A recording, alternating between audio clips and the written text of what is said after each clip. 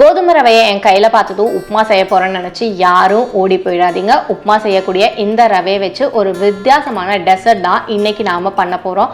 அதுக்கு நான் 1 கப் கோதுமை ரவை எடுத்திருக்கேன். ஒரு குக்கரை எடுத்துக்கோங்க. அதில் 2 டேபிள் ஸ்பூன் நெய் ஊற்றி இந்த ரவையை அதில் கொட்டி நல்லா வறுத்துக்கோங்க. 1 நிமிஷம் வறுத்ததுக்கு அப்புறமா 1க்கு 3 அப்படிங்கிற ரேஷியோவில் தண்ணியை ஊற்றி லைட்டாக உப்பு போட்டுட்டு குக்கரை மூடி ஒரு 4 விசில் வச்சு எடுத்துக்கோங்க. விசில் இறங்கினதுக்கு அப்புறமா ஓப்பன் பண்ணி பார்த்தீங்கன்னா இவ்வளோ நல்லா உங்களோட கோதுமை ரவை வெந்திருக்கும்.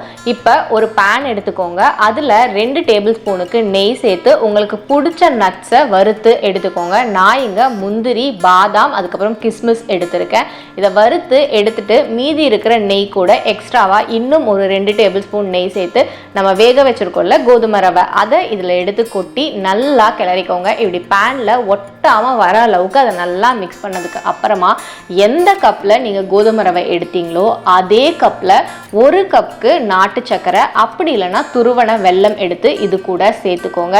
வழக்கமாக நாம் ஒயிட் சுகர் சேர்த்தோன்னா அது தண்ணி மாதிரி பிரிஞ்செல்லாம் வரும். ஆனால் நாட்டு சர்க்கரையில் அந்த மாதிரியெல்லாம் வராது. அதனால நல்லா நீங்கள் கிண்டி விட்டதுக்கு அப்புறமா எக்ஸ்ட்ரா ஒரு 2 டேபிள் ஸ்பூன் நெய் சேர்த்துட்டு நம்ம வறுத்து வச்சுருக்கிற முந்திரி திராட்சையெல்லாம் இதில் எடுத்து கொட்டி நல்லா கிளறிக்கோங்க. இந்த டைமில் நீங்கள் ஸ்வீட் ஓகேவா இருக்கான்னு செக் பண்ணி பாருங்கள். அப்படி பத்தலைன்னா மறுபடியும் ஒரு 1/4 கப்புக்கு ப்ரௌன் சுகர் சேர்த்துக்கோங்க. இல்லைனா உங்கள் டேஸ்ட்டுக்கு ஏற்ற மாதிரி அட்ஜஸ்ட் பண்ணிக்கோங்க. ஒருவேளை நீங்கள் எக்ஸ்ட்ராவாக நாட்டு சர்க்கரை சேர்க்குறீங்க அப்படின்னா மறுபடியும் எக்ஸ்ட்ரா 2 டேபிள் ஸ்பூன் நெய் சேர்த்துக்கோங்க. அப்பதான் அதோட காம்பினேஷன் நல்லா செட் ஆகும்.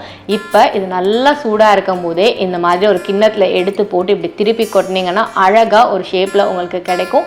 சாப்பிட்டு பாருங்கள், டேஸ்ட்டு அட்டகாசமாக இருக்கும். இந்த ரெசிபி பேர் லாப்சி. இது குஜராத்தில் ரொம்பவே ஃபேமஸான ஒரு டெசர்ட். நவராத்திரி மாதிரியான பண்டிகைக்கு எல்லாரோட வீட்லேயும் கண்டிப்பாக இதை செஞ்சு சாமிக்கு படைப்பாங்க.